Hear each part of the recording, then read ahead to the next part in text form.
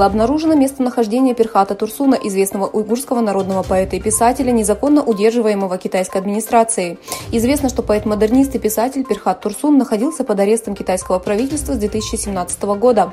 Местонахождение Турсуна оставалось неизвестным 6 лет. В прошлом году Турсун был удостоен премии Тухольского, которую Шведская писательская ассоциация присуждает писателям в изгнании или в тюрьме. Радио «Свободная Азия» сообщило, что Турсун находится в тюрьме Аф города Артуш в Восточном Туркестане. Далкун Иса, председатель Всемирного уйгурского конгресса, и делегация вместе с ним встретилась в парламенте Канады 30 января 2023 года с премьер-министром Канады Джастином Трюдо. В состав делегации, присутствовавшей на встрече, входили Амар Канат, председатель исполнительного комитета Всемирного уйгурского Курултая, и Мехмед Тохти, директор канадского уйгурского проекта по правам человека.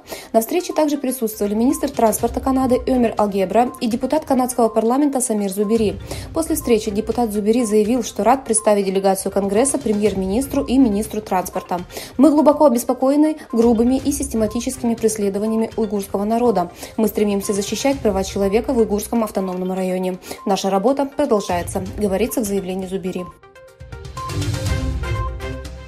Телефонный разговор Петра Павла, победившего на президентских выборах, состоявшихся в выходные в Чехии, с Цай Иньвэнем, лидером Тайваня, находящегося в конфликте за суверенитет с Китаем, вызвал напряженность между двумя странами. Китай выразил протест по поводу телефонного разговора Павла с лидером Тайваня.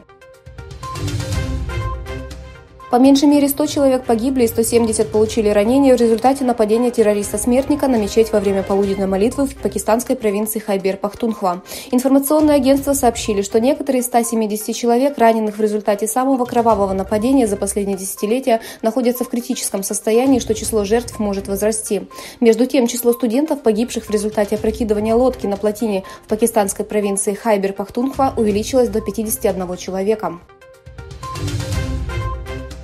Правительство Нидерландов не хочет, чтобы микрочипы, производимые технологическими фирмами страны, экспортировались в Россию третьими фирмами-посредниками. Как сообщает общественная телекомпания НОС, микрочипы, принадлежащие голландским технологическим компаниям NXP и Nexperia, экспортируются китайскими фирмами и продаются российским оружейным компаниям. В Палате представителей США был принят законопроект под названием «Пандемия окончена», предусматривающий немедленное прекращение чрезвычайного положения в стране, объявленного из-за пандемии COVID-19.